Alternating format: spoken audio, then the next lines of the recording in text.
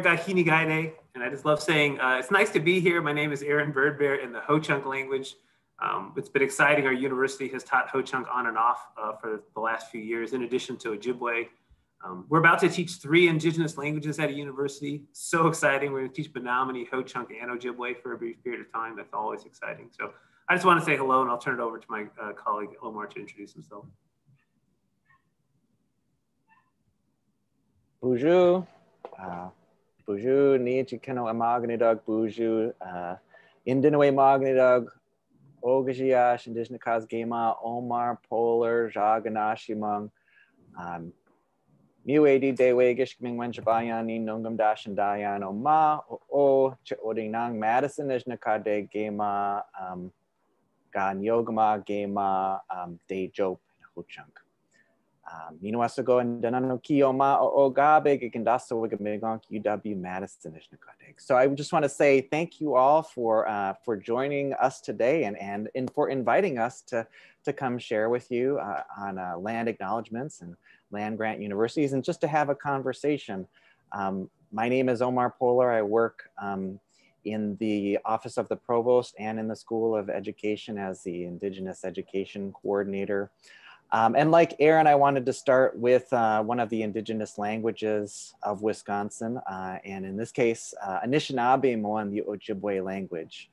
And I always like to start with these indigenous languages because they are so central to the well-being of the First Nations of Wisconsin, and that these languages emerged out of thousands and thousands and thousands of years of conscious cultural connections to this land, and all that knowledge, all those knowledge systems, values, teachings are embedded in these languages. So we're thinking about, really trying to be inclusive and working towards reconciliation. I can think of nothing better than to really acknowledge just how important indigenous languages are, and to think about what we can do to arrest language loss that's the result of settler colonialism. So with that, I want to say miigwech, and looking forward to the conversation. Yep. And so I'm in the same boat as everybody who's not Ho-Chunk. Either 1 or 0. You're Ho-Chunk or you're not Ho-Chunk in Dejope in 4 Lakes, right? And I'm not Ho-Chunk. I'm Mandan, Hidatsa, and Dene. My ancestors from like 1,000 miles away from here. And so I've had to learn about this place just as everyone else has to learn about this place, But as an indigenous citizen, we're always conscious of whose ancestral lands we're on. It's just so important for us as indigenous peoples to always know whose ancestral lands we're on, because we want to be respectful. We want to make sure that we understand their ways and that we don't do something inadvertently or to do something really that would be offensive in some way. So I just kind of remind us that it's incumbent upon us to really think deeply about whose ancestral lands we're always on, and that we as US citizens do that when we go to Canada or we go to Mexico. We recognize there's other governments, they have other ways of being, and we try to be respectful guests when they're in country. Mostly I think we're afraid to engage their legal systems. We would hate to find out how that would go for us in different countries. So we try to be respectful of their ways of being so we don't run afoul of how they like to live their lives as a society. And so it's just important for us, I think, to think in those same terms, at least as indigenous people. Whenever I go somewhere, I know it's somebody's home and I should try to be respectful of that home. So we're gonna move forward real quick here. And so what is UW-Madison's land acknowledgement statement? Can anybody tell me what it is? Anybody got a hand out there who knows what the UW-Madison land acknowledgement statement is? I know a little bit about it. Jessica's been reading one version at the beginning of these meetings. I heard it's not the sanctioned one yet. So there's a little confusion. There's a little lack of clarity about it. We know that they're out there and that people are using it, right? So I just remind us that, UW-Madison is a trick question. We do not have an institutional land acknowledgement statement at this time. It does not exist, So unfortunately, it's a cottage industry of people creating their own land acknowledgement statements. And I will remind us that before we get going too far, that land acknowledgement statements are really kind of complicated in the sense that they can do harm if they're not done well. Land acknowledgement statements, I love that Patty Lowe, former professor, she's Bad River Ojibwe. She's the director of Northwest Indigenous Research Center now at Northwestern University. She described it like this. Okay, you're living in a place, you live there.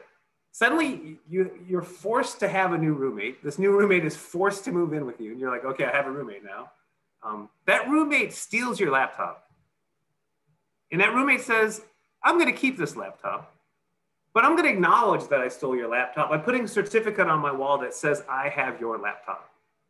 And that is kind of land acknowledgements in a nutshell, right? So it's like somebody's moved in, they've invaded, there's an invasion, they've taken our land, and now they're saying, oh, we're not going to give you that land back, but we're going to remind you that at least we know that we're occupying your land in some way. So at its root, land acknowledgement statements have to be carefully, that's lots to be researched, that has lots of reflection.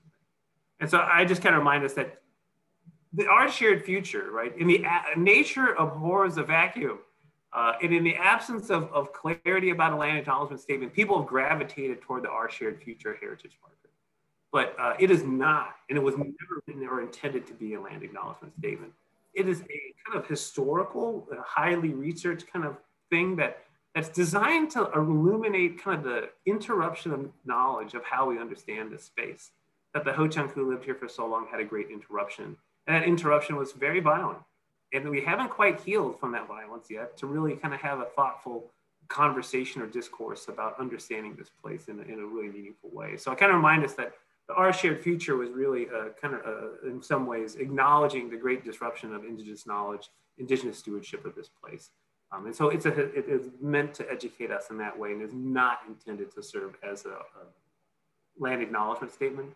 However, in the nature of Horrors of Vacuum, it's language, most people not sure what to write, so it's there and people gravitate toward it. So I just kind of remind us about that. And I don't know if Omar would like to share anything about the sentiment of this.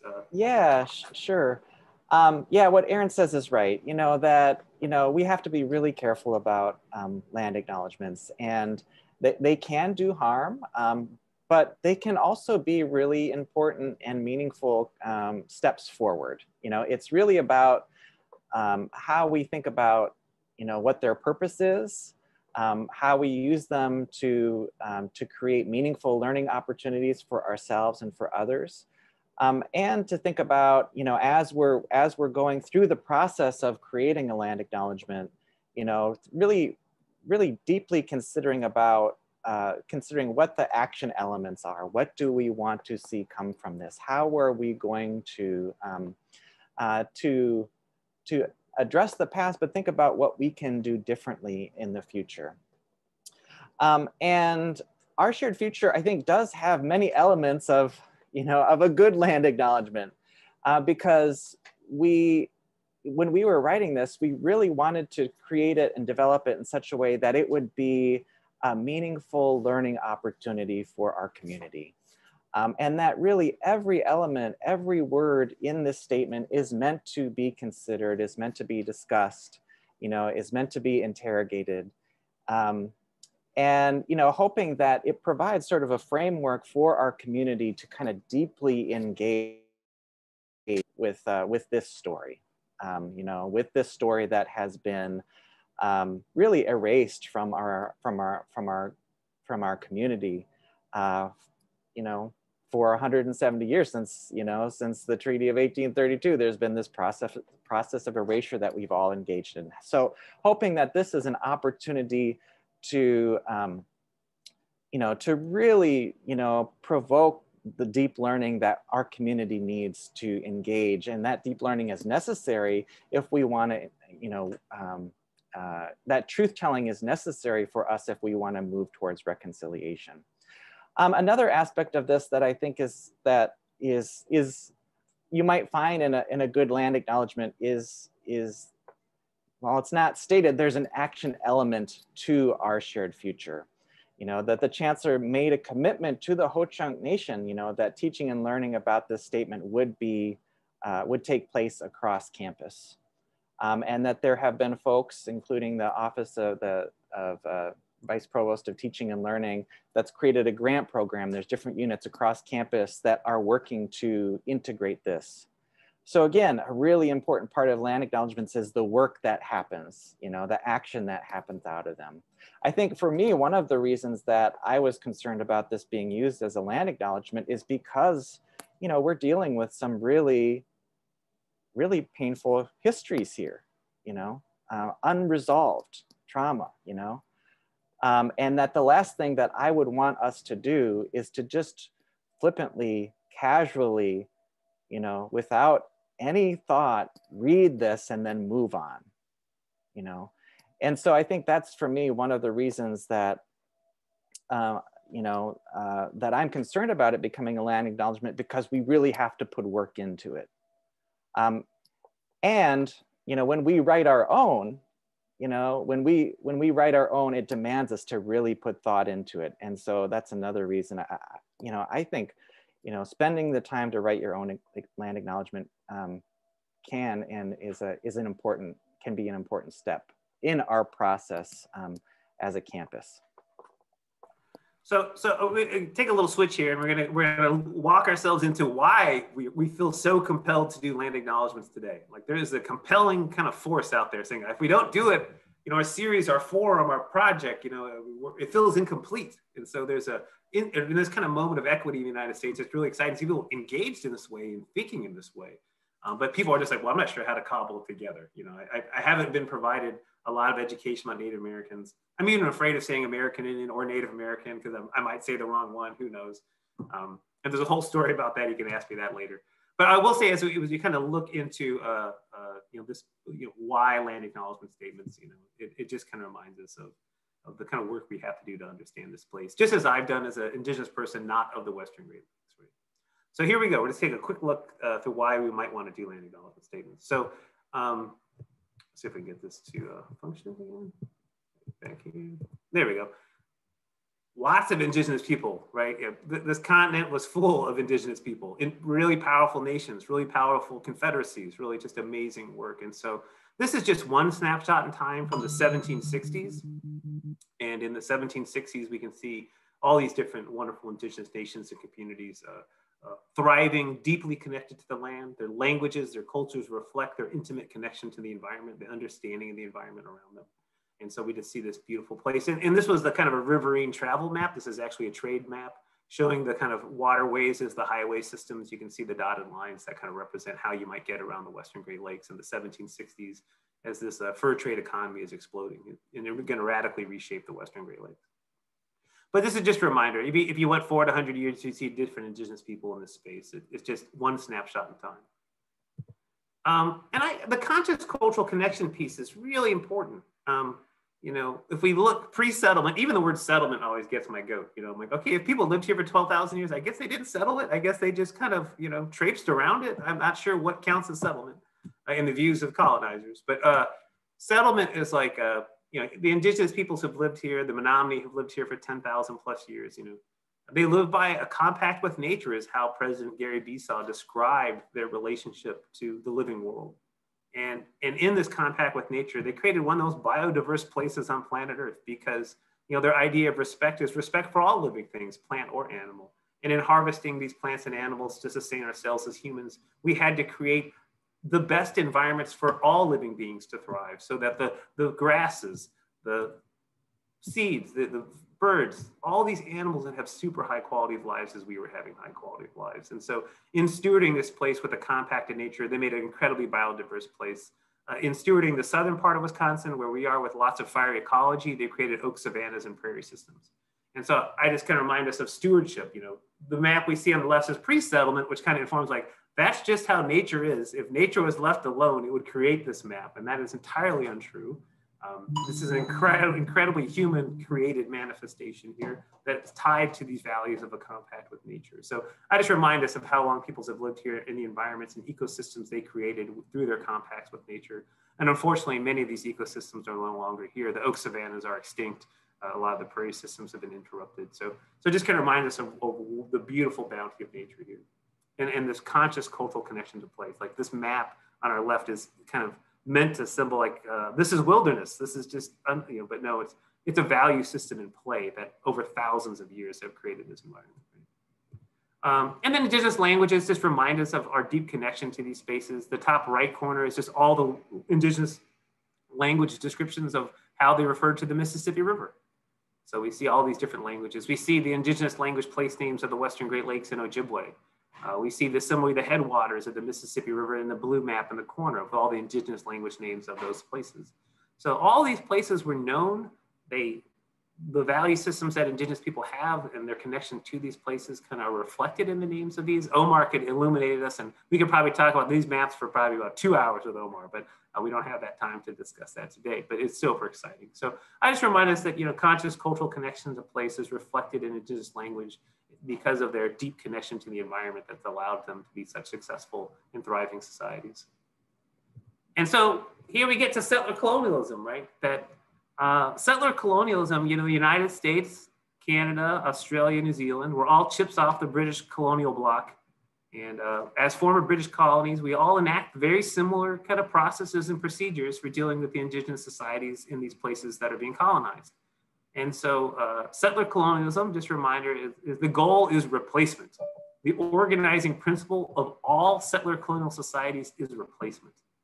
And so that is the goal and organizing principle. And so we kind of see that today. Omar mentioned it briefly that, about 80% of US citizens know little to nothing about American Indians. It's why people have a hard time writing land acknowledgement statements, right? Because they don't know or understand much about Native Americans. And that's by design. That is our educational system by design to obscure the indigeneity of the continent. Because if your goal is replacement, you don't really want your society to know too much about who's being replaced and why. And so just kind of remind us of why we have such gross understanding of Native Americans is related to settler colonialism and its goals of replacement. And so I think settler colonialism really is at the root of land acknowledgements today in this moment of equity as we're trying to wrestle with equality and inclusion, just those kind of views. And I don't know if Omar, you want to have any comments on settler colonialism, or I can just move on to the next slide. Yeah, I think you can move on. The only thing that I might say is just to repeat what you said is that when we have all been impacted by settler colonialism. When we don't know the true story, the human story of our place, when we don't have opportunities to learn about the different worldviews, knowledge systems, different ways of living well in our place, we've all been robbed of something very important. We've been robbed of an opportunity to understand where we live and what it means to be human in our place. And so, yeah, acknowledging that, that of course it has dramatically affected and continues to affect every day the lives of Indigenous people, but we're all affected by this.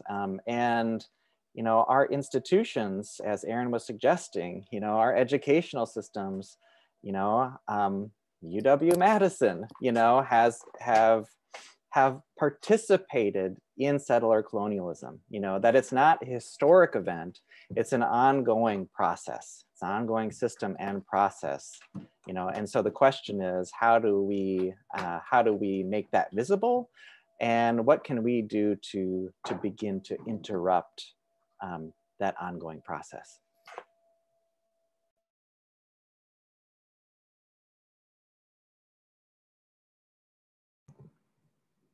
And so if we started doing a little research, right, then land acknowledgements asked us to look into the region that we're in a little bit, we'd say, oh my goodness, in what is now Wisconsin, people have been living here for 13,500 years at least. And that's kind of down at Kenosha, Racine, where the mastodon was discovered, and the butchering marks on the mastodon illuminated humans were part of that kind of moment in time. So that's kind of our clock now, is 13,500 years ago for the humanity of Wisconsin.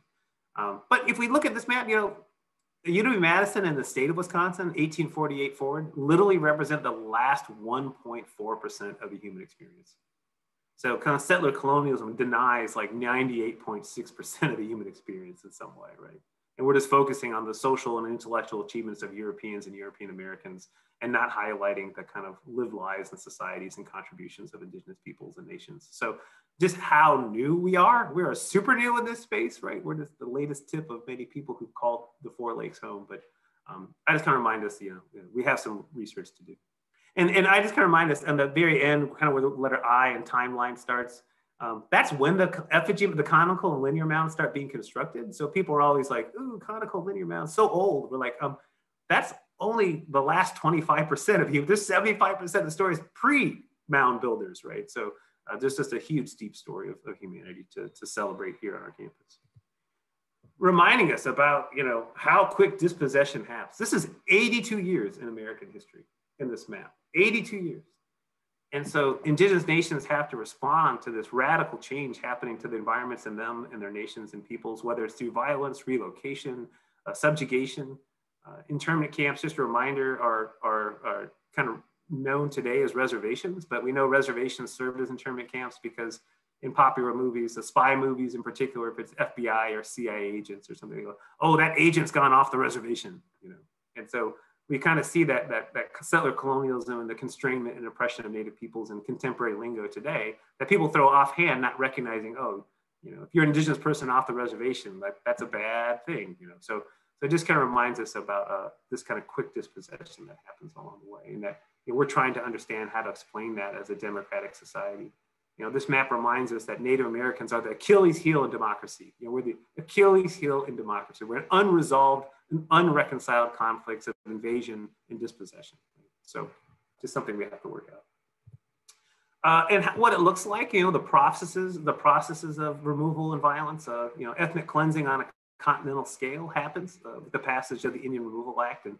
And we see all these peoples kind of moved and constrained. And if we look at the 2010 census map on the bottom, which is a US map by indigenous population by county, the darker the green, the more Native Americans as a percentage of that county population.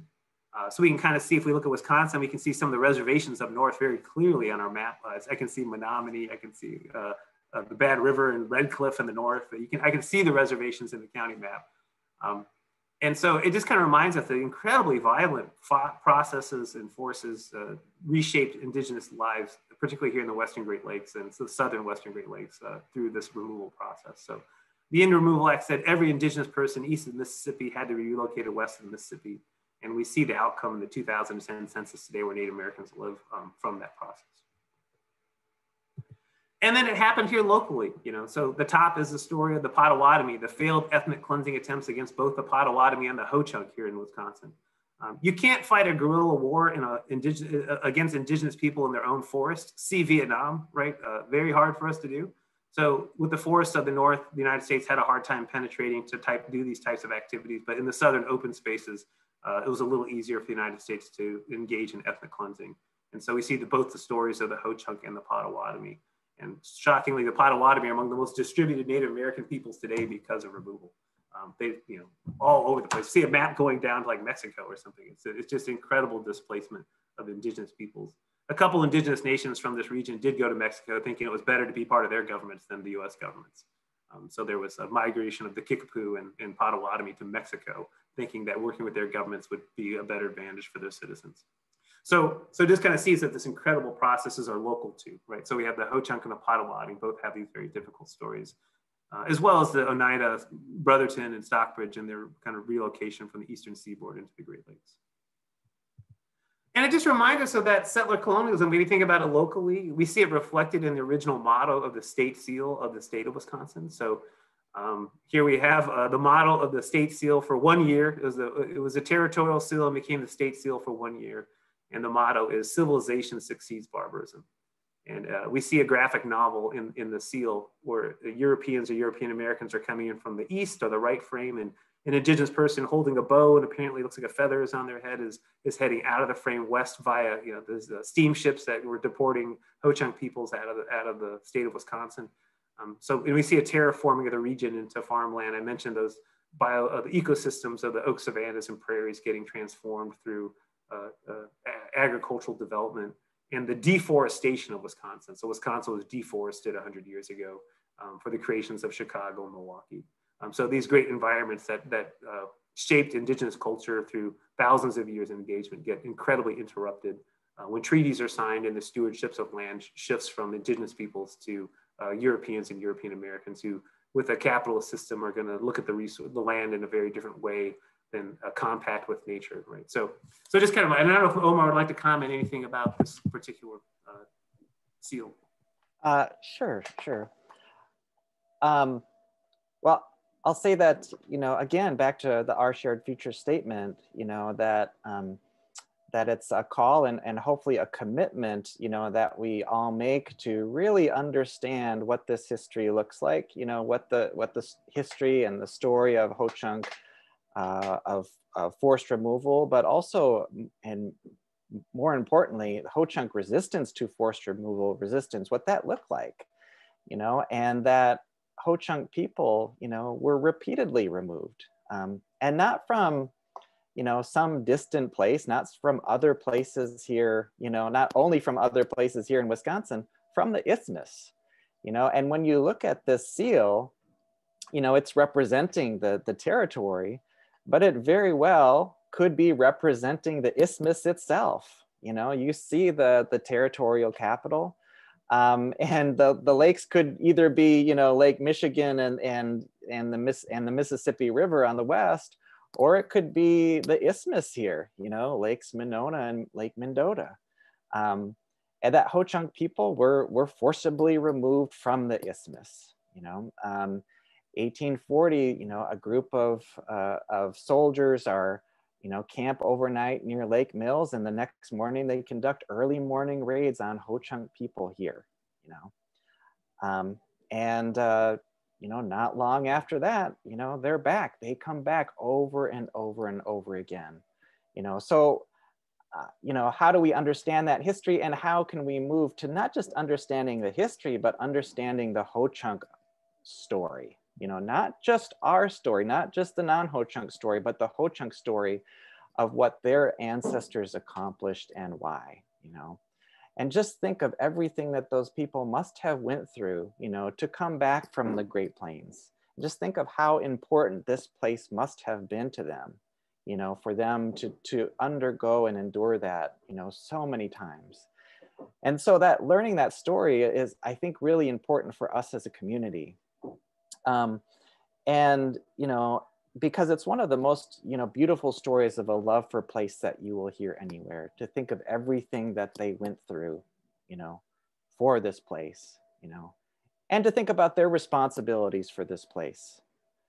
So, I think as a community, how do we, really begin to incorporate this,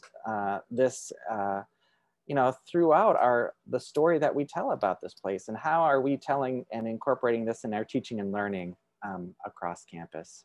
And this seal, there's so much I think that we can really, think about in this seal, So for instance,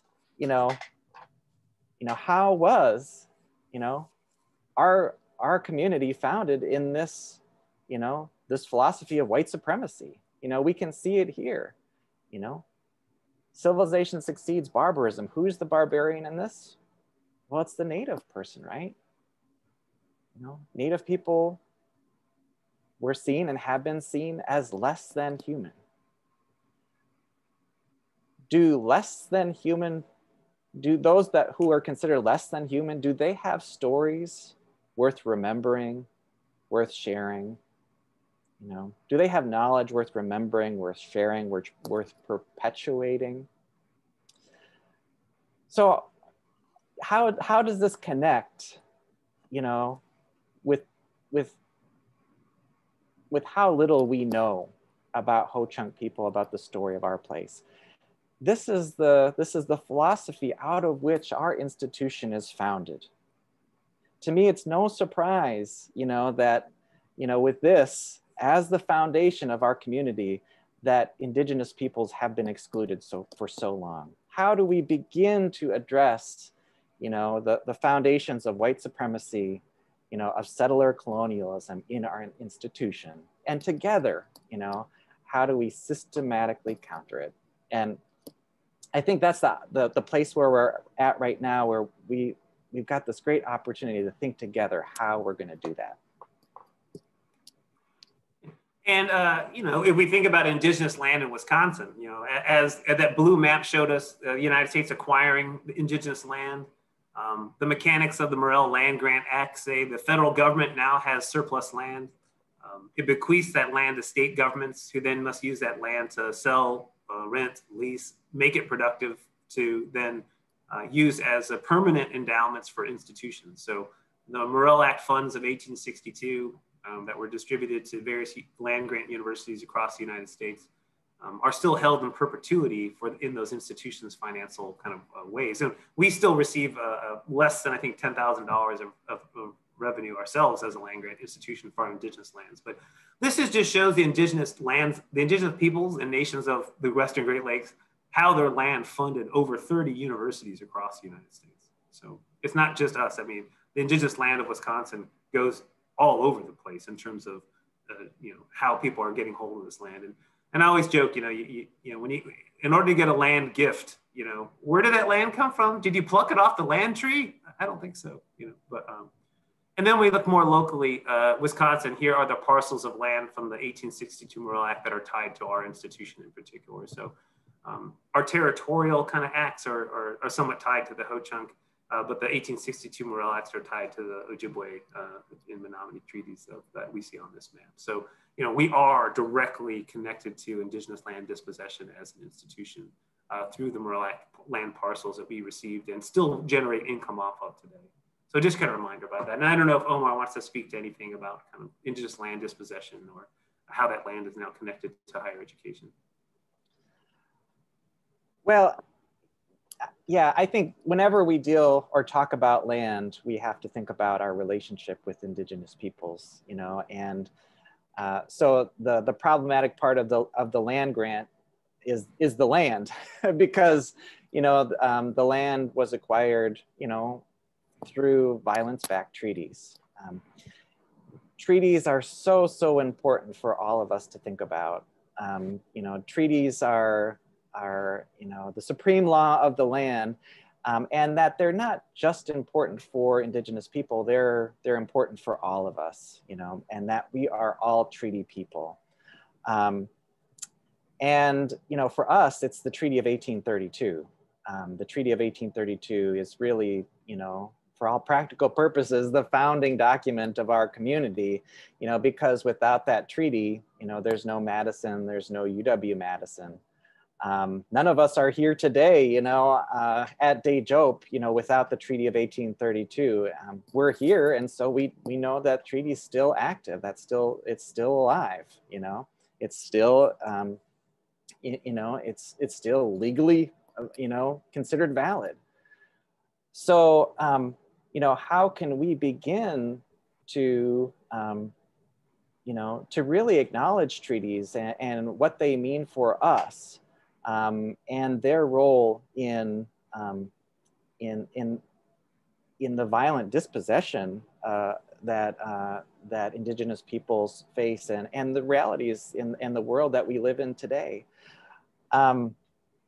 So yeah, how do we begin to kind of focus our learning around the Treaty of 1832 and think about everything that emerges from that treaty?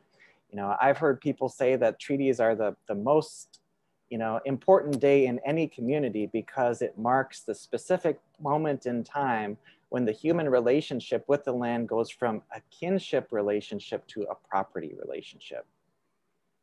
So it marks this change in the way that we relate to land here. And that human relationship to land, considering that those different types of human relationships to land is so important right now, especially, as we face climate change, the biggest, challenge that, human beings really have faced, in recent epochs, that we really have to think about, how our basic human relationships with land, with this place, are at the center of that challenge, our challenge of really recreating, rethinking in the most fundamental ways our relationship with land, with earth. What do we have to learn from these kinship relationships? Video is jumpy.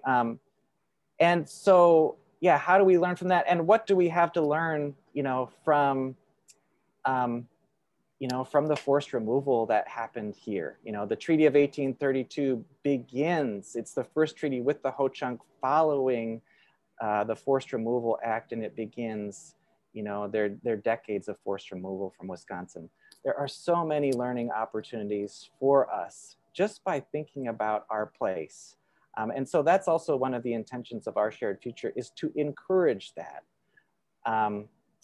But to make sure that we do it carefully, systematically, and that we begin to truly integrate it into learning about it into our campus community over time.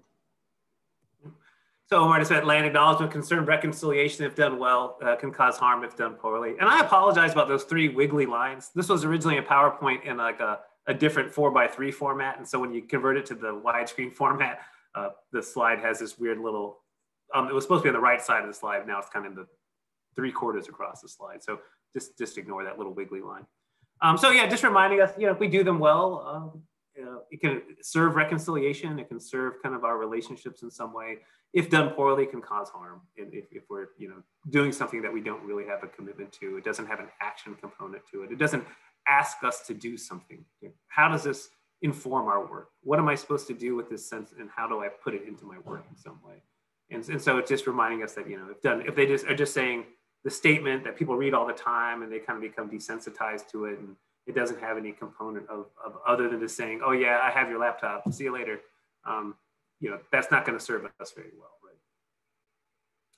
right? So the framework that people are kind of suggesting higher education think about are the concepts of respect, revitalization, and reconciliation as a framework for working with tribal nations today. And we kind of see respect is that our shared future models that. Inherent sovereignty is a word on that plaque, and that's a form of recognizing them as their own governments and societies with relationships to the federal government that are treaty-based.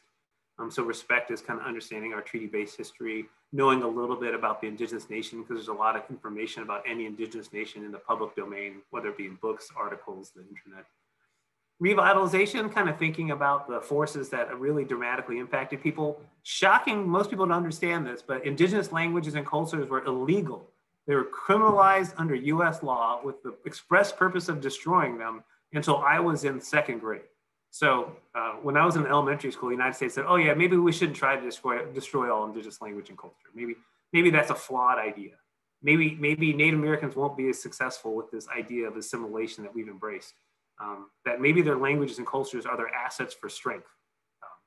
And so, we go through this process, and here we are like 20 something or maybe 40 something years after that period of time. And our institutions are slowly responding to the decriminalization of Native American language and culture. But if for countless generations, we said indigenous language and culture had no value. And in fact, it was an impediment. That is something we don't need to respect. It's something we need to destroy. We have a lot of work for revitalization now that we recognize indigenous language and culture are our assets for success, and that we think of language as medicine.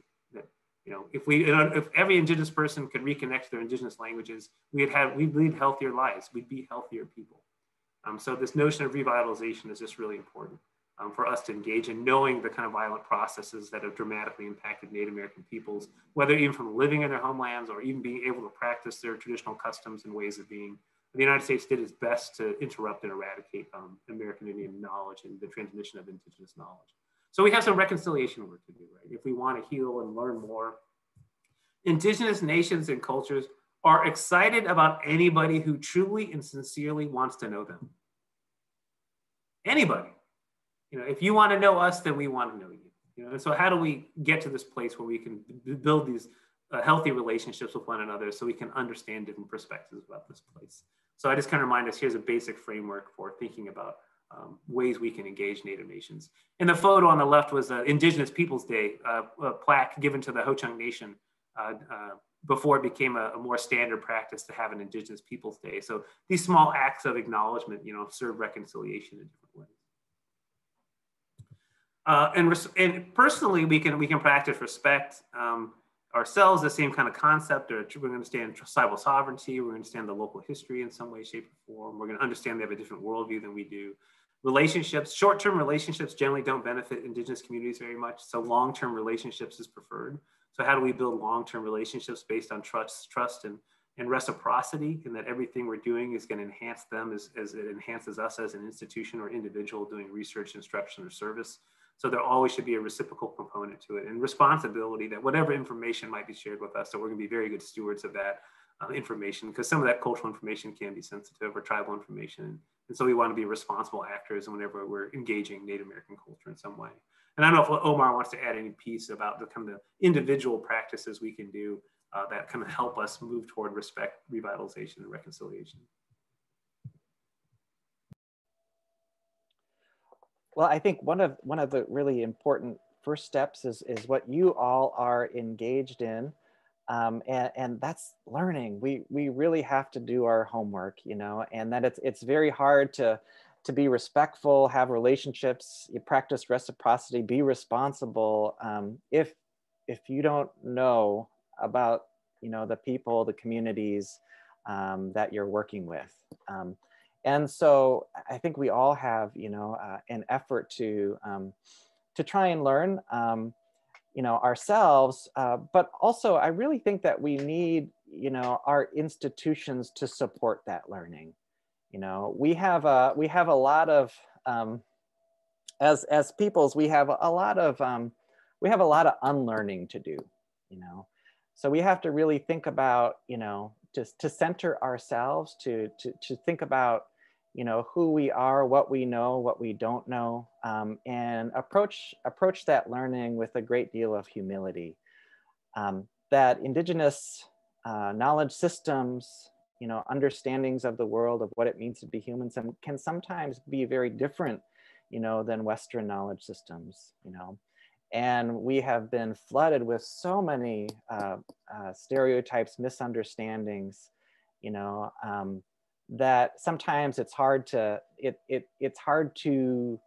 through that see Indigenous peoples accurately. Aaron often talks about the funhouse mirror, you know, because of those stereotypes, that inaccurate information that we've been immersed in over the course of our lives.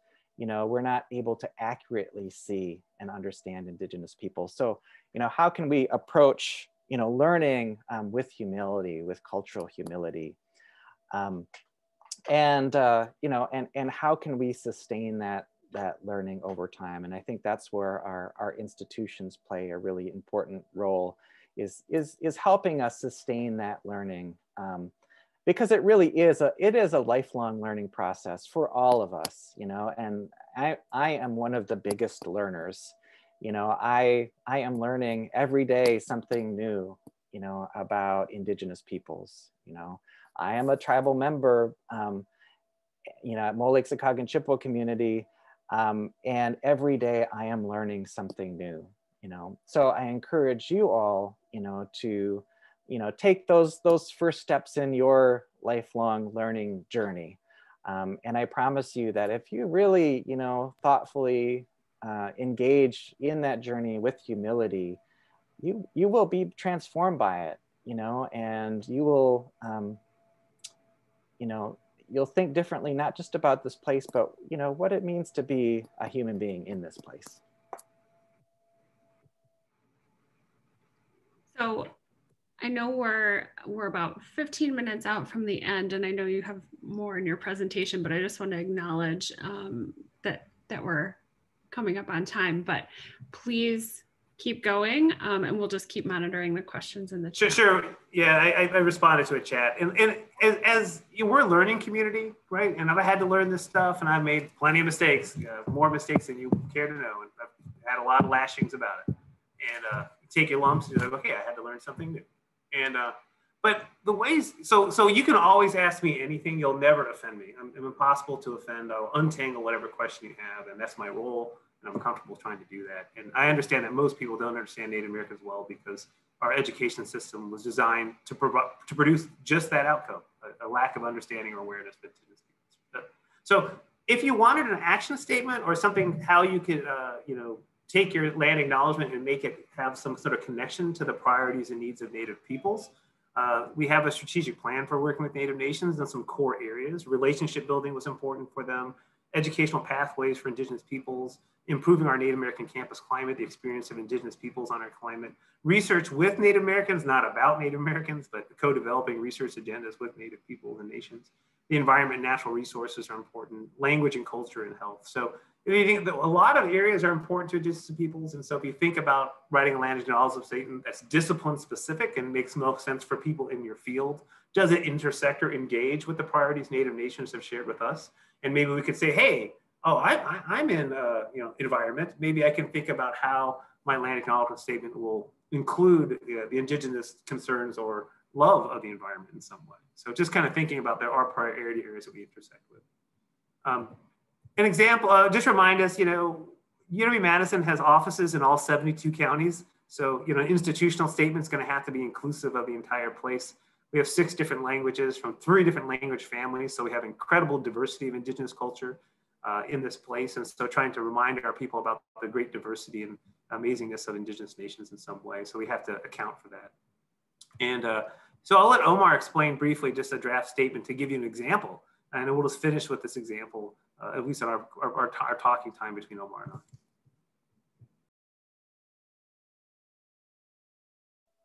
Yeah, so just wanted to share this draft statement that I've been working on with this group called Inwajig. Inwajig is a group of folks on campus that are committed to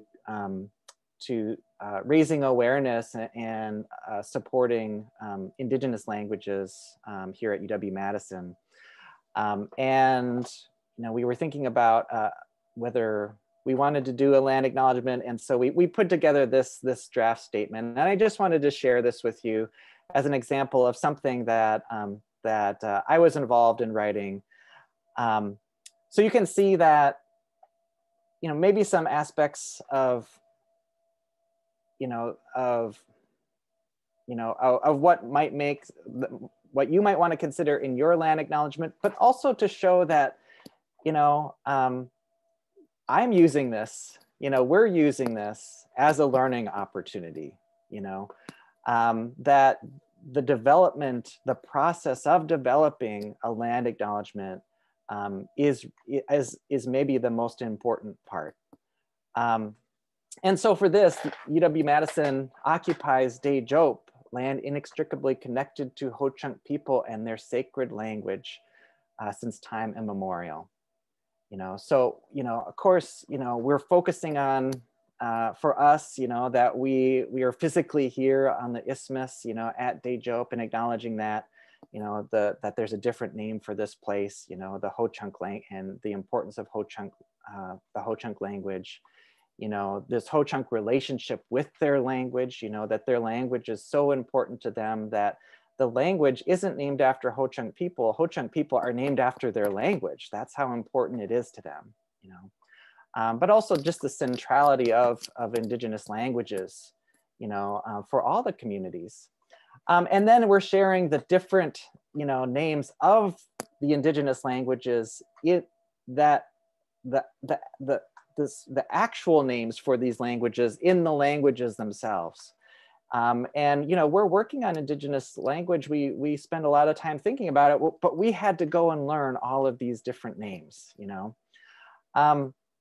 and for me, writing this means that I'm actually going to have to learn how to pronounce all of these names. I can pronounce Ojibwe-Moan and Anishinaabe-Moan because I've got experience with that, but I don't know how to pronounce these other names.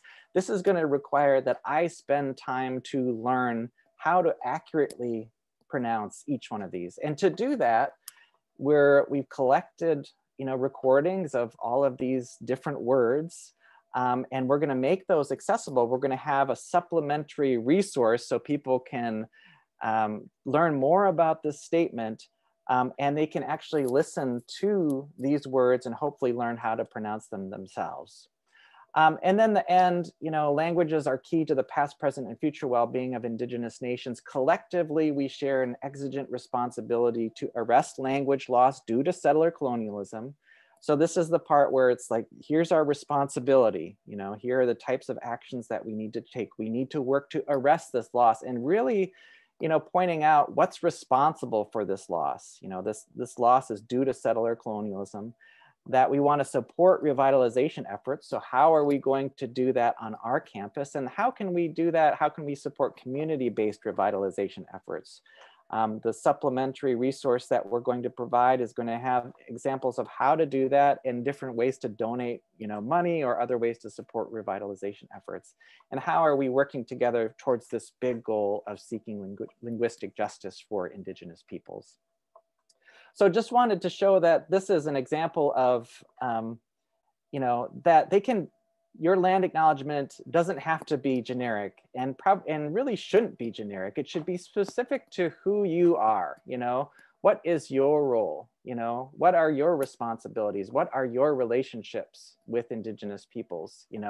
Who is your audience? So again, how do you make it specific? And I think, if we can have,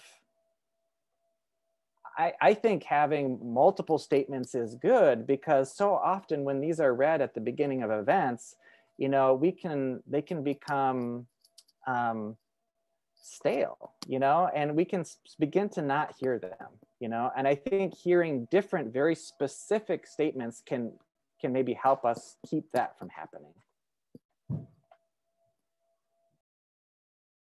So we didn't leave a lot of time for questions, and we apologize about that. I thought I was going to try to wrap up about 9 minutes ago, but when we have two people presenting, sometimes can go on a little longer. So we have a brief moment. So Jeff, I'm not sure how you'd like to handle any questions. As you said, you can't offend me, and we're loving supporting learning community. So we're all growing together, and so we're all going to support each other's growth along the way. So any questions you want to handle, Jessica, or whoever wants to?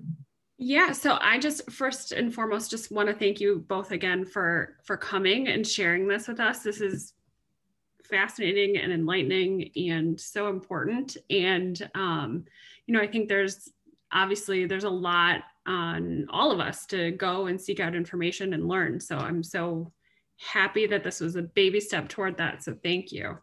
Someone mentioned in the chat about not learning this stuff in school, and certainly not. And I certainly didn't either. I was jotting down notes as you were going. So thank you. But I guess what's coming up for me is, the revitalization efforts and tailoring some kind of, I guess ophthalmology specific kind of land acknowledgement that we can move forward with. I think a big part of our mission is saving sight for folks, and what kind of research could we do with Indigenous folks to bring some of those issues to light. There's so many health disparities that we see and all of that. So I don't know if anyone else has comments or anything, questions. I would say it'd be wonderful to have like eye charts in Indigenous languages. Like, can you read these letters? Yeah. Instead of like, So I just kind of think of those kind of things along the way of, culturally responsive kind of materials people get to engage in some. Yeah. I was just joking around off the cuff moment, but it's just like, no, I mean, it'd be fun instead of reading, Roman letters, or we're all going to use the Roman alphabet, or even, seeing Indigenous characters or names kind of in those places would be fun. Oh, I see Julie Mayers is unmuted, and I would love to hear what she has to say. Well, I felt this is very enlightening at this particular point in time, not only in terms of our relationships on this land and where we are from here going forward, but our relationships to each other and ways to act not only as a nation, but as a global community. So it was very, very helpful to hear. Thank you so much. And as you reflect, I think some of this will take time for everyone to digest, this information, particularly it's new to you, and it's can be overwhelming information for many. As you digest and reflect upon it, Omar and I are still here for anybody who wants to inquiry. My last name is Birdbear Sagaganibitse in our language. Bird Bear, there's only 2 bird bears on campus. So if you use the directory, you'll find me, and you can send me an email, give me a call. I'm always happy to provide support for people. Yeah, we'll share out your info afterward if that's okay. Omar, I see you're unmuted. Yeah, and I think one of the big questions is just how we sustain this over time, and I hope very much that this is the beginning, and so what would it look like? What sort of structures would need to be in place? What sort of commitments would need to be in place in order to sustain this learning? Where might you go from here? And, you know, there's, you know, Erin and I are doing, you know, are hoping to create some learning opportunities and resources that can be used across campus, you know, but yeah, how might you do that, and who might be responsible, you know, for moving that forward, and what sort of, you know, institutional support can you gather in order to make that happen? You know, there's a number of other folks, you know, that are engaged and beginning to engage in similar journeys. And Erin and I are in good positions to help bring people together. And so we're here to, as Erin mentioned, to do whatever we can do to support you all. I have one quick question, if I might. Do you have any recommended reading regarding history in general? I know that's a very general question, but we've been trying to, as a group, our education group, look at each of the tribes at one of our meetings once a week, and going to the websites, the particular websites, and then sharing it with the group. But do you have any recommended, like, historical, Kelsey had a great question there about Thanksgiving, those types of things where we have been given the wrong information, obviously, or omitted information. Where can we find the real information, I guess is what I'm asking. Or if there's any recommended reading in that pathway. I'll let Omar take a first stab at this because he's works at the School of Education. But I can forward you a basic, I can forward the group, you know, Omar and I were just responding to some teachers, you know, who wanted the same information about this place. And so there's books like People of the Big Voice, a beautiful book that it's most about images of Ho-Chunk people, but the essays within it are incredibly powerful and incredibly enlightening. So People of the Big Voice, and that's what Ho-Chunk translates as, by the way, or People of the Sacred Voice, since they're named after their language. So People of the Big Voice is kind of referring to their language and themselves at the same time, and who they are. So if you wanted to know about this particular place, I think that's a wonderful book. For those basic questions, like, do I call you Native American? Do I call you American Indian? And I always remind people, the problem with the problematic word in all of that is American. Because where did America come from? Americo Vespucci, right? So Columbia is the feminization of Columbus, right? So it's how we name things, right? So Columbus, Columbia. So Americo becomes America. And so it's like literally being like Native Jessica or Jessica Indian. You know, it's like, it's somebody's name, you know, you know, so the terms are all problematic in some way. The goal is really to get to a specific nation, Mandan, Hidatsa, Mole Lake, Sakagin, Ojibwe. I mean, the goal is to get to a nation. These big continental terms are just continental terms. The United States has shown one area of weakness for two continents in particular. And there's a really funny article that says, a weary professor finally accepts that Africa is a country. You know, like we just say, like, we're like Finland, Italy, and Africa, you know. So our continent is in some ways that same way. We think of North America. You know, it's like we don't distinguish it very well for the specific cultures of indigenous peoples. And so the goal is to get specific along the way. So anyway, I chat a little too much, but I just want to say thank you for the opportunity for learning, and that we're going to be here supporting you going forward. So as you digest this information, once you take a little time to settle in, don't hesitate if you have questions, and Omar and myself can kind of be responsive to them. So we thank you for this moment of learning. We thank you for being such a wonderful, generous, and loving learning community. And we'll continue to support your growth and learning as we all go forward.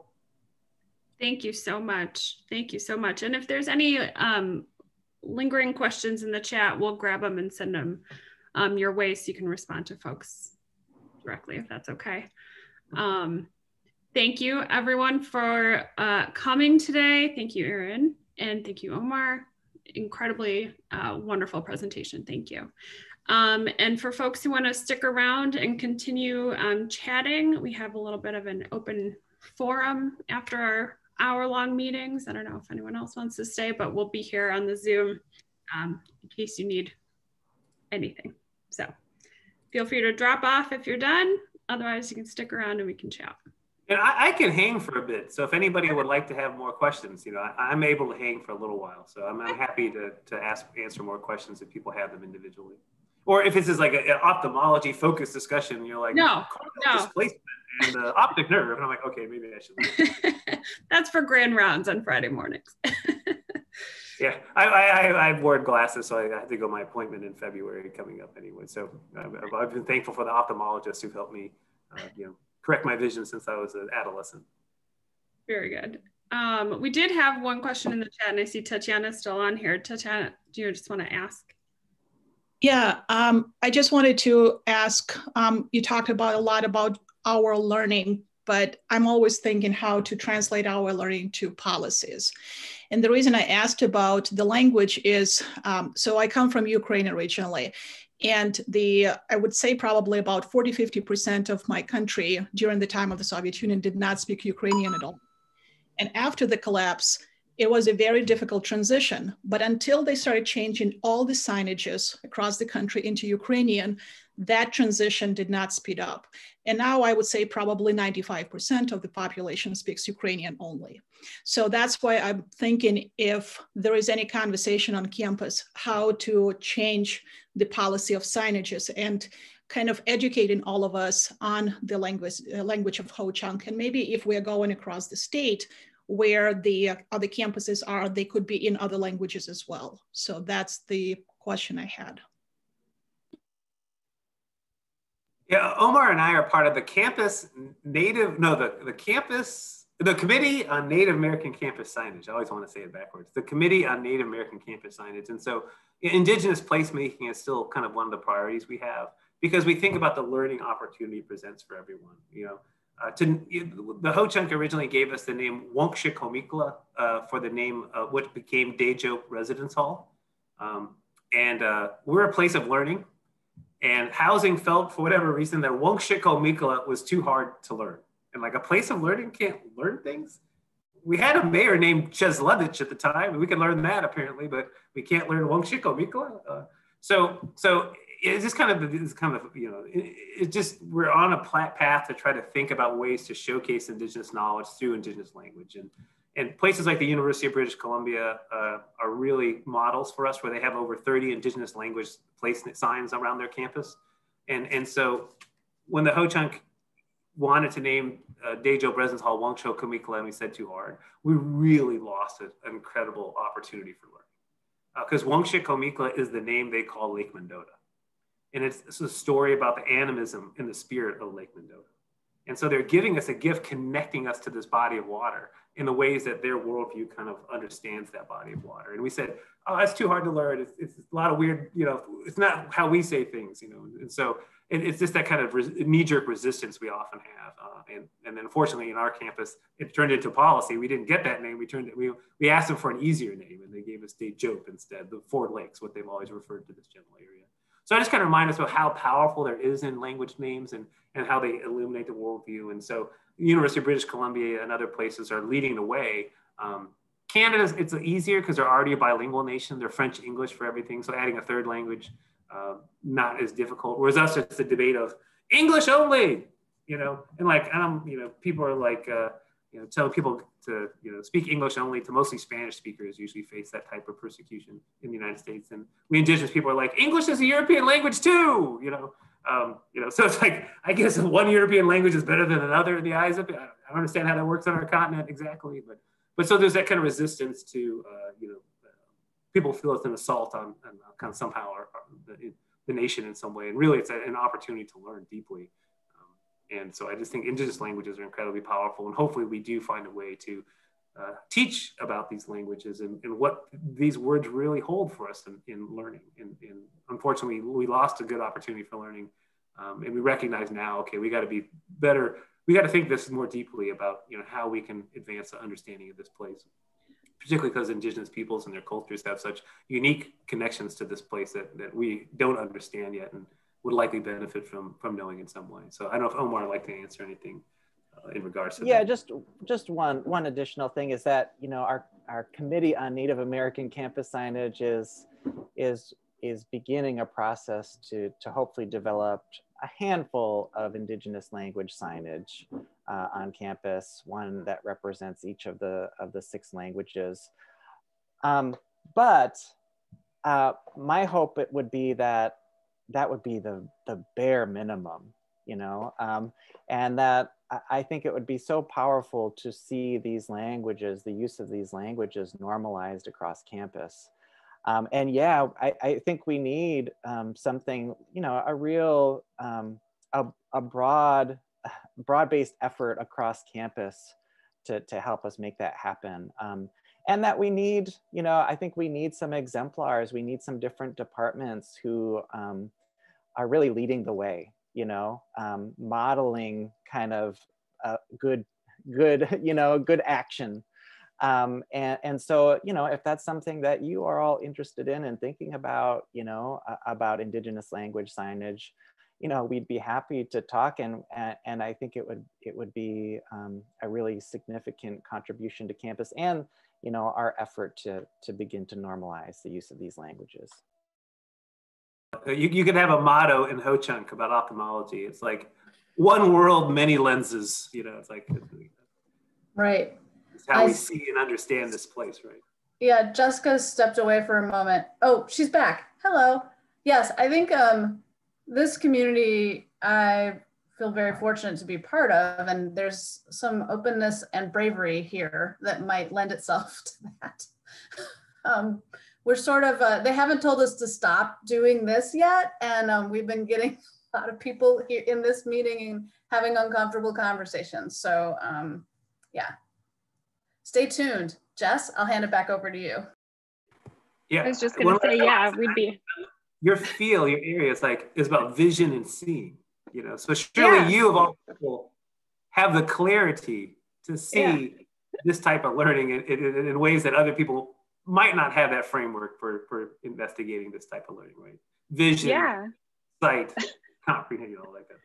Yeah, I mean, and from a, you know, I'm the marketing person, so also like seeing, you know, the vision part of it also comes together with the words, and like it makes so much sense to have these things literally seen on campus, and then also in our, you know, in our clinic spaces even, or you know, just making them, I mean, we have enough trouble getting large font formats through because we deal with people who can't see, and so having our printed materials in like, you know, 16 point or bigger font is a thing. And so, you know, we're happy to push with you, and let's talk about how we could do that, because I think that's incredibly energizing. We do have another question I'm seeing from Kelsey about the ultimate goal. So Kelsey, do you want to elaborate on that? What do you, ultimate goal for what? So, I mean, I was just wondering, like, what's the ultimate goal? Where we talk about these steps, signage and understanding history and things like that. And there are a lot of steps, but I'm just wondering, like, what is the ultimate thing everyone or these tribes hope for? Because I mean, saying, you know, obviously the land was taken. I don't know if it's even like we can't give it back. I don't know. I'm just wondering, like, what is the ultimate hope?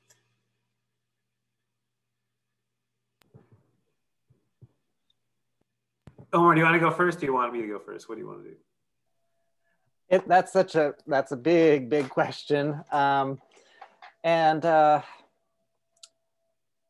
You know, I think that, you know, that settler colonialism has of course been this tremendous disruption to the well-being of Native peoples, you know, one that continues every day, that, you know, that affects and impacts the well-being of Native people every day, you know, and, you know, really disrupts the ability to live good lives, to be fully human, you know, and to follow their, you know, each of our kind of individual paths in living good human lives, you know.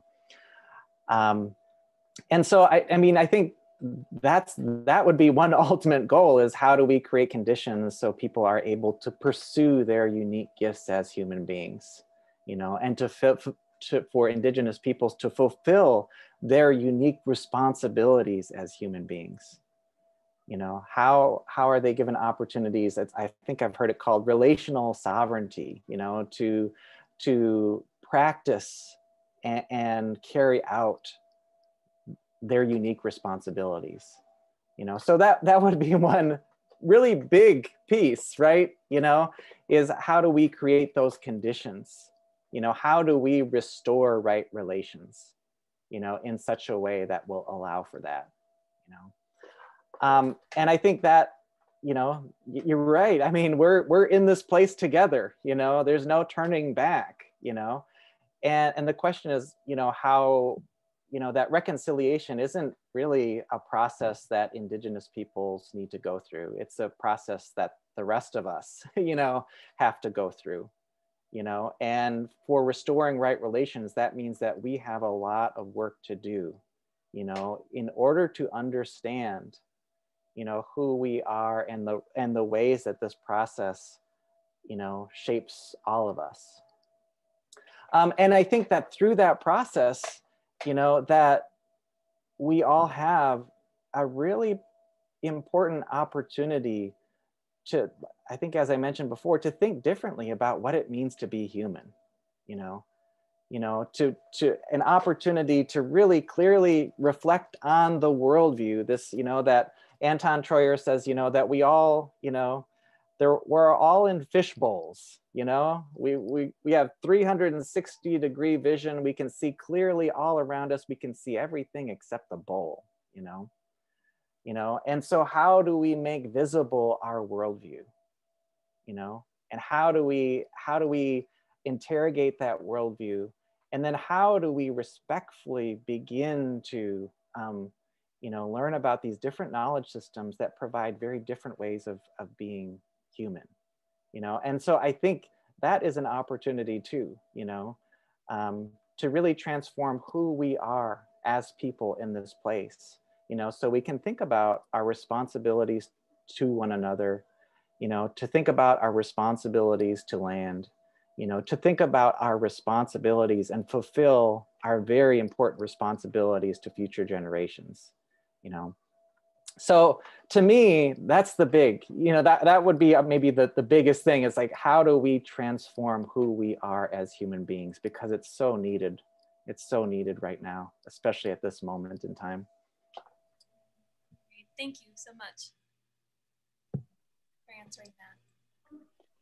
Oh, I'm sad to see that Julie Mayers dropped off, but her research is so interesting. It's nutrition based and you know, eating natural foods and from the land and everything. So I just feel like that there's such a connection there too, just how we use our resources and connecting back with that. And I feel like there's such an appetite for that these days too. Excuse my tiny human. Who's the little guy? We should say hello to him. Hello, little guy. Oh, there's a few things Hi, happening here. Rex. Nice to see you. Hey guys, they're saying hello. Waving at. Oh boy, yeah. Everybody's got kids these. It's just natural. It's just part of how it is. Yeah. Yep.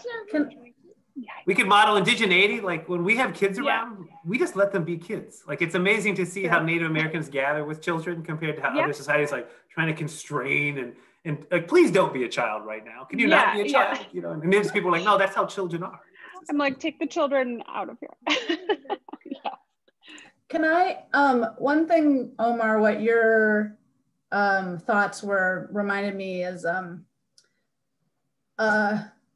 so there's been so much violence and there's still violence. I yelled up the staircase at my son like 2 weeks ago after we had all that violence in Washington, D.C. I'm like, I'm sorry, humans are so violent. And he was like changing his clothes for the day.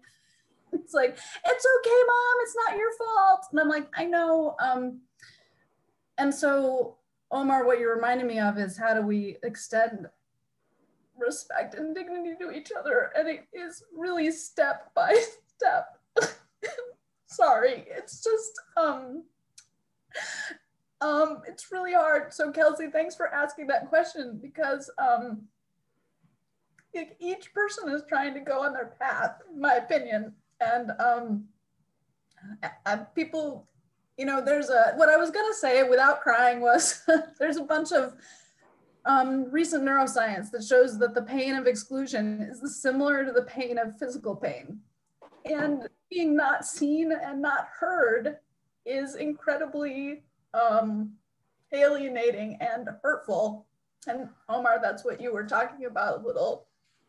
And that's what I just wanted to mention. So thanks, everybody.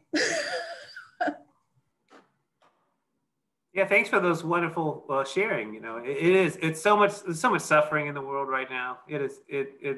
Omar had a wonderful article kind of acknowledging the human suffering we as a planet are experiencing, and we're all reacting to that in different ways. And then indigenous peoples, we already have pre-existing traumas. And so 95% of my society died from 2 pandemics, whooping cough and smallpox. And it happened in short order in the 1800s. We had a complete collapse, right? And we're the Mandan, Hidatsa, and Arikara today because we're 3 different peoples who have 3 different languages. But just the survivors in that region came together to form a new nation. So that's pandemic. So we understand how hurtful and challenging this can be. And then the invisibility piece. There's nothing that gets my goat more, and it happens more frequently than I want it to, is when I try to enter my name into an electronic form. And a space is an illegal character. You know, I'm like, so an indigenous name is not an acceptable name for your form, because you don't think that way. You think names always have hyphens and they never have a space in them. So it's amazing to kind of see that kind of policy in place where somebody wrote a program to how you enter names into online forms, and it says you can't have these characters, even though most of us in the Plains have more flavorful names. We have pretty colorful names. And so often like mini sentences in some ways, and those are hard to enter. So I just kind of remind about the ongoing colonization and the frustrations and pains with it. But then there's much deeper pain. You know, Native Americans lead every disparity: health, cancer, heart disease, suicide. And our suicide is very different from white suicide in that suicide is usually kind of an end of life issue in many ways for other peoples. But for Native Americans, it's getting through adolescence. If you can make it through adolescence, you're probably going to make it. But making meaning of this world for indigenous peoples is incredibly difficult. I always say to people, I don't have to go to a zombie movie to see a dystopia. I just got to walk out my front door and I'm in a dystopia, right? And so it just kind of reminds us of how we have to process those complex feelings of colonization. And Joe wrote this wonderful Michael Sullivan Sr., an Ojibwe gentleman who teaches at Wadukadadi, the Ojibwe language school up north, had a beautiful message in this time of hurt that all of us feel grief, and everybody's kind of at their breaking points right now. And we still have a ways to go on this journey together. We're just going to have to endure hardship and suffering. I think at least 60 indigenous people have died from COVID so far in the state, and the communities are feeling those losses profoundly. But Michael Sullivan Sr. said, and I can't say in Ojibwe, but he says, when we remember our teachings, we're given the gifts of clarity and strength. And so he was really specifically referring to Ojibwe clan teachings in the teaching moment. So if we listen to our traditional clan teachings, they will help us get through the suffering and misery that we're all enduring today. And so it's just kind of a reminder of the importance of our value systems in helping us negotiate the mass trauma we're all enduring right now together, right? And how bewildering this mass trauma is for all of us. But we indigenous peoples, we've been through this before. This is not new. This is something we're profoundly aware and have experienced in. And so I always remind us of how we're trying to endure this really point of challenging, and while simultaneously doing the, Kansas City Chiefs doing their crazy tomahawk chop business for the whole world to celebrate and enjoy. And we're like, we still got some work to do. Unfortunately, these people don't understand how inappropriate what they're doing is doing. And maybe in 50 years, we're going to look back and like, goodness gracious, like what were we thinking?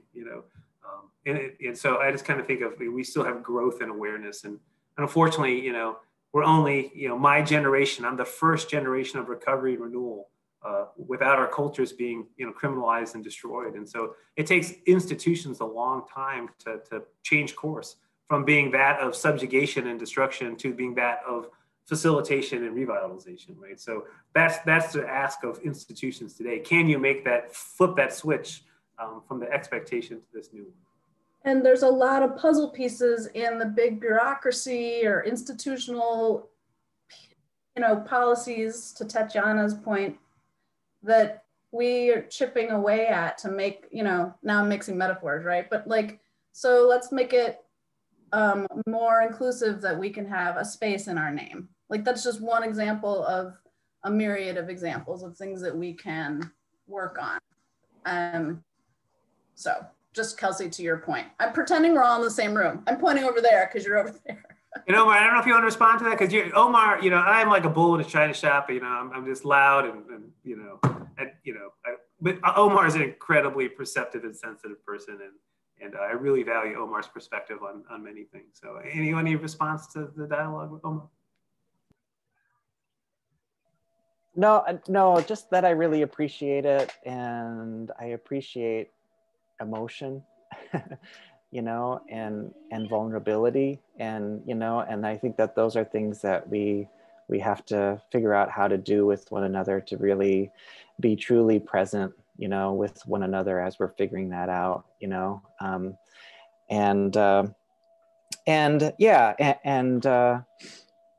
think we're,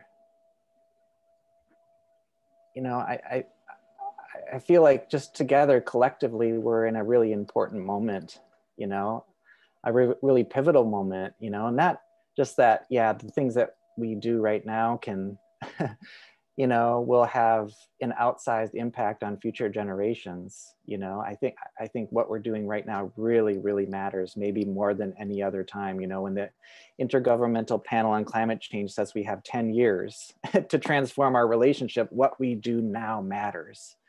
And the things that we do now will either allow people in the future to have, to be able to practice the best of their humanity or their worst, or the worst of their humanity.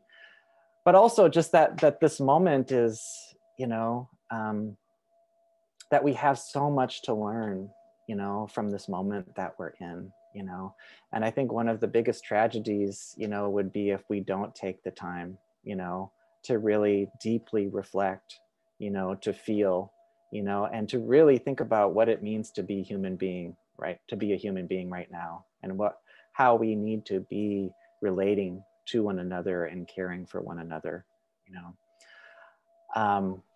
Aaron was mentioning this article, that came out on this idea of Thursday mornings, that a few of us every Thursday, at 10 are taking 10 minutes just to learn about, and reflect on those who we've lost due to COVID. But that being an opportunity to reflect on the most basic questions that we have as human beings. What does it mean to live? What does it mean to die?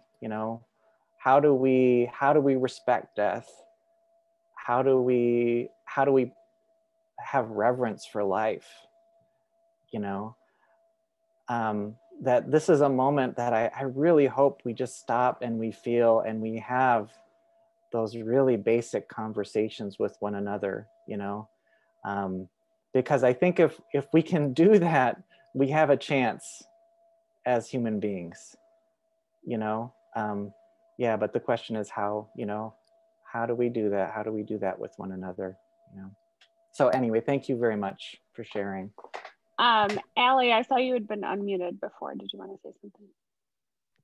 I was just wondering, so our group has been doing a little reading, but also watching videos or series on telling of injustices or things like that. Like we watched When They See Us and things like that. Is there any that you guys would suggest that show more of, the injustice towards Indigenous people?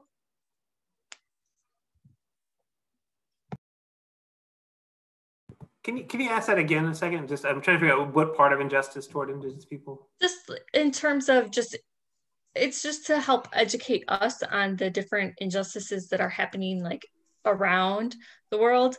And lately we've been really focused on the racial injustice of Black people. So is there any that you have that are showing more injustices? I mean, obviously there's huge injustice that we've had towards Indigenous people, but do you have any videos or series of videos that show, just eye openers to us? Oh yeah. Why I was distracted is I was copying and pasting the resources that I was going to send to Jessica to share with the rest of you. Well, a really good one is theways.org. And particularly there's one called Spearfishing. And it's about, the sustenance of Indigenous peoples and their relationship to the environment for a long period of time. That's interrupted when the United States comes in and constrains people to reservations. And the Ojibwe had these rights to fish off reservation, but the local police and authorities weren't allowing Indigenous people to leave their reservations to enact their treaty guaranteed rights to hunt, fish, and gather on all ceded lands. And resulted in a 4-year conflict when I was in college. So from 1987 to 1991, the Walleye War happens here in Wisconsin. And it is a hateful thing. It was like similar to the kind of, we saw that mob go onto the Capitol with all these white supremacy symbols.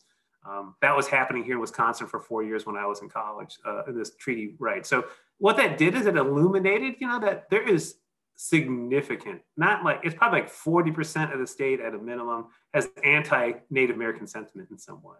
And that's still going on today. I'm doing a research project with a school in northern Wisconsin right now, and shots were fired at Ojibwe harvesters this summer. So there's a tremendous amount of bigotry and prejudice still present in our state that interfere with this ability to understand one another.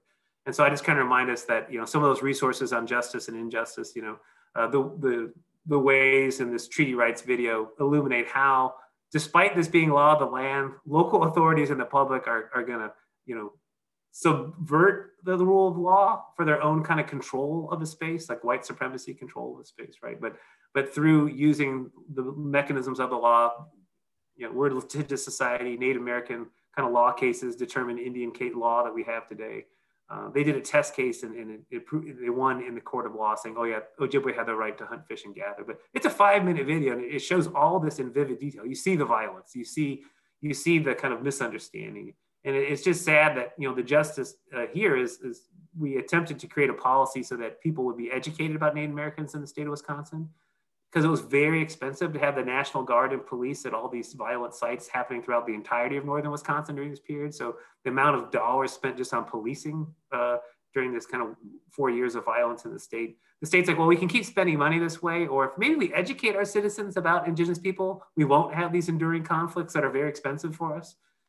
So it just kind of reminds us in some ways that I always say people often don't change when they see the light. They change when they feel the fire. So behavior change is hard. And often you need a really significant motivator to enact behavioral change. But I think that in this case, the Walleye War, these short videos that I'll share with you, they're really great websites, illuminate kind of areas of injustice. The Ho-Chunk talk about potentially losing their language in their 5-minute video and the existential threat of losing their language and what it means to them as a nation and a people. Unfortunately, Mandan, one of my nations, the Mandan went extinct 2 years ago as a language, so we lost that language from planet Earth. So just kind of reminding us about, these ways can show us kind of justice and injustice happening. They're meant to particularly illuminate contemporary Native American societies and kind of how historical injustices inform contemporary life, right? And that we still have to deal with these unreconciled or unresolved conflicts that we are still having. Because with the nature of settler colonialism, it just has produced this unresolved and unreconciled conflict. As I say, situating American Indians as the Achilles heel of democracy. So I'll just, we'll share those resources with you. And I don't know if Omar has other kind of insight into kind of teachable moments about injustice that involve Native nations, Native peoples. Yeah, I think Aaron's suggestions are good. And there's a speech class that is going to be watching the lighting of the seventh fire, which is on treaty rights. It was done. It's a little dated now, but it's important. And I think just watching the videos that Aaron suggested would be fine. But what I think is also what we should also be thinking about is that oftentimes when we just look at the conflict, we don't really understand the true source of that conflict. That we don't always have the an accurate kind of indigenous perspective to that conflict, and just how deep that conflict sometimes goes in terms of the worldviews that we have. And so for the speech class, I recommended that they spend some time listening to Eddie Benton Benet, who recently passed away, one of the last fluent Ojibwe speakers in the state. There's a Wisconsin Public Television video of him speaking in, I think it was about 2000. And it couples with that, that spearfishing Lighting of the Seventh Fire documentary really well, because it provides a little bit more of the worldview, you know, that will help you understand that conflict. And so I think spending time, you know, really listening to and learning from any opportunity to listen to and learn from an Indigenous elder, I think is really important. So Eddie Benton Benet, there's also a series of there was a radio program called Gaganu Idida, which is Ojibwe for let's talk. And it's the English name is Ojibwe, Ojibwe Stories, I think it is. And it was out of the radio station in Duluth. And there's some really good interviews with Ojibwe elders in those interviews, really, really good. That gives you insight into Ojibwe knowledge systems, worldview, you know. And I think those are things to keep in mind too, because, you know, those very different, like we've been saying, those very different understandings of what it means to be human, and those conflicts, these conflicts that we're seeing in these different, very different worldviews coming together, you know. And, you know, thinking about what it is that Indigenous peoples are fighting for, you know, for this depth of knowledge, this beauty, this power, you know, that, you know, is intertwined, you know, that is interwoven in every aspect of Indigenous cultures and worldviews.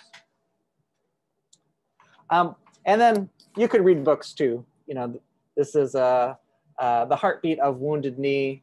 It's kind of long, but it's a history done by David Troyer. And the premise is that so oftentimes when we tell the stories of Native people, those stories end about 1890. And his story begins at 1890. And it talks about Native people across the United States from 1890. It's good. You said that was called The Heartbeat of Wounded Knee?